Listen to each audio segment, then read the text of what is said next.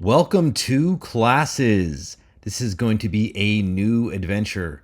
And the reason I say that is that classes are a distinctly different topic than lots of the other material that we've covered.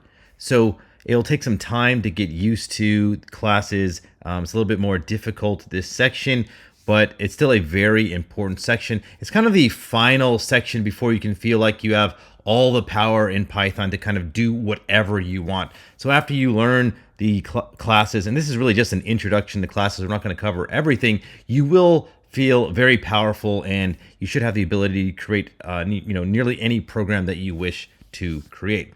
All right, so what are classes? They give us the ability to create our own types.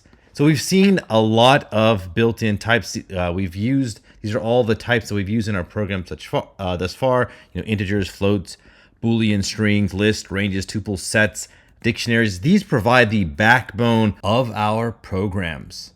We've also seen more types in the standard library. So we can use a lot of tools already. There's so much firepower in Python to do all sorts of things, but sometimes we're going to need to create our own types.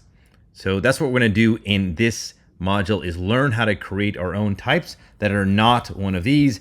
They're not part of the standard library. They're for a very specific reason, for a very specific task in a very specific program. So for instance, there is no type dice or cards or lawnmowers in Python or in the standard library. So we are going to learn how to create these special user-defined types, and that is with classes.